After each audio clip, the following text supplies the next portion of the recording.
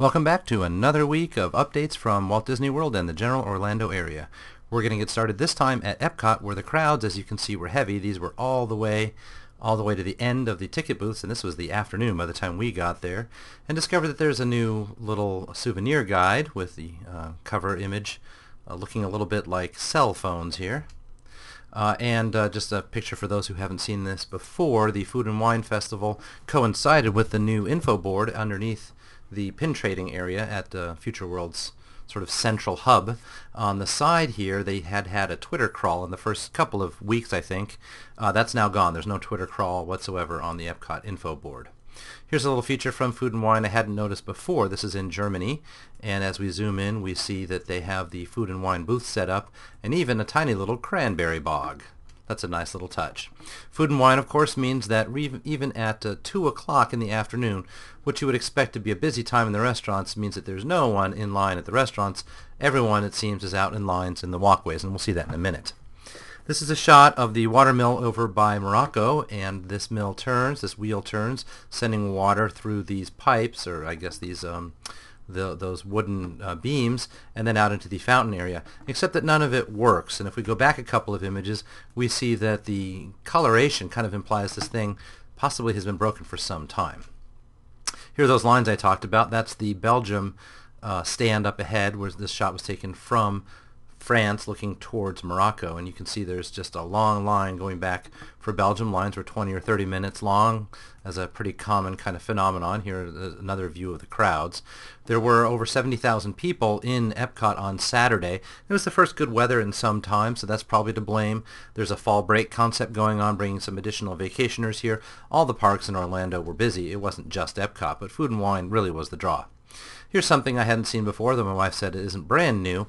They've trained a bunch of stickers to go as a back to this remote controlled Mickey car. This is underneath the Spaceship Earth. There's a little gift shop to our side there, and it's kind of remotely controlled, and kids are encouraged to run up and just grab the stickers that they want off the end. Switching parks to Hollywood Studios, some of the Christmas decorations have gone up in one of the windows there on Hollywood Boulevard. At Disney Animation, they've taken away some of the queue that you go through here, and you can go more directly into the environment rather than just watching the movie, as well as added these two little signs that you'll see on the side. So more of an explanation of what's inside on one side, and then on the other side there's a bit of a map to the campus, they call it. And so that's a little bit more informative than just the advertisements they had before. They still do have advertisements inside. This is the walkway leading from that initial animation preview zone. And they got some posters up for Brave and Winnie the Pooh and Cars 2. This is even further up that walkway. You have some maquettes and drawings for Winnie the Pooh. And then around the other side, a sort of temporary window covering here. They used to be able to look in here to see animators at work. This one themed to Cars 2, and that's the other side of the display cabinet where you have maquettes and drawings and models and so forth. In that same building is the Winnie the Pooh meet and greet, which I just have not made it out to go see yet, so I thought I would drop by and take a few pictures of what the meet and greet looks like.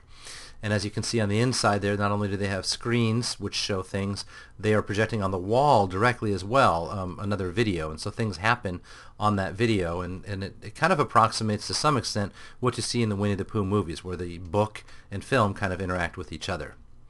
Still in Hollywood Studios, we're going to Muppet Vision, where you can see the penguins are stuck in a permanent up position still. Apparently there's a mechanism broken underneath for which there is no replacement part available. And that does mean that the penguins are there while you're watching the rest of the movie, and hopefully you don't get distracted by them. I wanted to show this effect. It's also been true for some time that although there are wall projections for all the way back in the theater, only the first projection really is showing any of the damage to the theater after the cannon fire. So there's something a little bit broken about the way that looks at the end of the show. The Osbourne Lights are under construction behind this wall here in the streets of America. Another shot of the Osbourne Lights during the daytime. Indiana Jones recently had nothing but the whip left up here, and all they were really doing, I think, is changing out the signage and Indiana himself, the image, and the colors are pretty bright. They really pop out now. Hadn't seen this design before for the ice cream, and I think that's a good and effective one. It looks nice and Disney. I'd also been reading that they have nothing but Mickey pretzels, but these pretzels, as you can see, are standard pretzels, and this picture was taken this last weekend. While we're in the vicinity of the movie ride, I thought I would point out a couple of the hidden Mickeys. There's Mickey's foot and his tail in the gangster section. And then here's that Muggsy shootout, and looking way up above, you've probably seen this one before as well, a sort of Mickey Mouse shape in that window. You have to really crane your neck. At American Idol, where I haven't been in some months, the newest winner of American Idol, the TV show, is now one of our hosts, or at least he shows up sometimes. And we happened to be there for the finale where they were giving away the 1,000th golden ticket. So for not having been there in some months, I really got lucky. Now this is Sylvia Hercules. She's a local resident from Chicago apparently, who is saying I Will Survive, came on last and won the competition.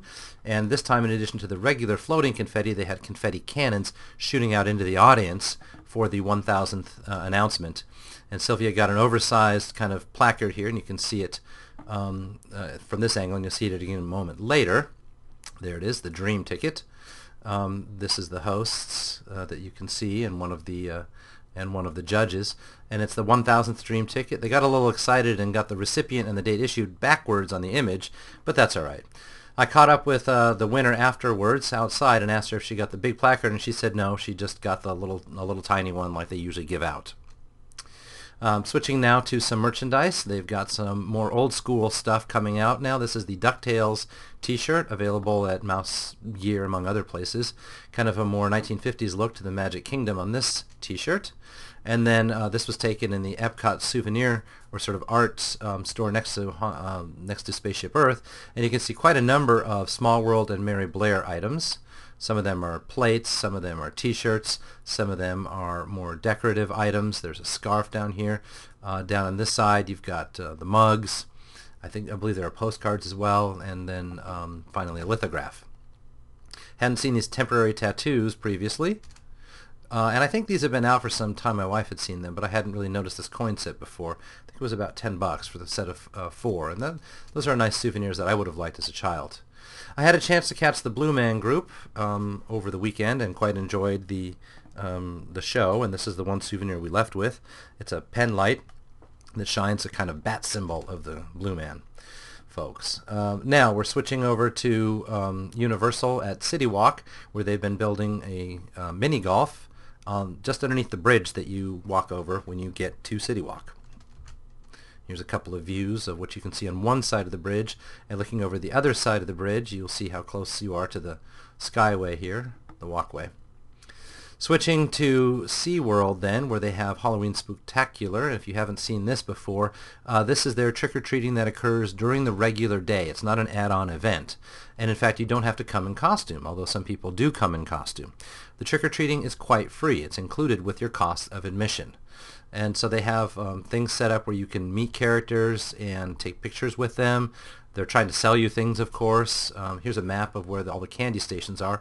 Everywhere you see one of these purple jellyfish, that's a candy station. So it goes all the way around from one end of Shamu Stadium, all through the back, almost over to where the dolphin nursery is. Quite a few candy stations. And they have kind of dance party set up here and there with a couple of characters trying to get you in the mood. This is a shot of the trick-or-treating happening in the background. There you can see the trick-or-treating now where they're giving out candy. They don't give out too much. It's 1, 2, or 3 pieces of candy. Not a lot, but then again it's quite free. And they tend to be a little heavier with the candy when giving it to a child. I like this one, a school of fish. Get it? You got the little schoolhouse, got the chalkboard. Probably an obvious joke. This is a dance party out in the stage here that actually had people dancing, so bravo SeaWorld for getting that set up.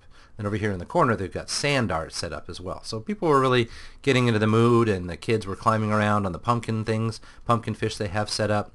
This is a glance at one of the bags of candy, and this is taken on a table. We were only about halfway through that circle. So you're going to end up with a couple of healthy things like nuts or bananas, and then quite a few gummies and Twizzlers and M&Ms and gummy rings and caramels, and there are other things like ring pops that we had seen at some point, and then warheads. So some name brand things thrown in there as well.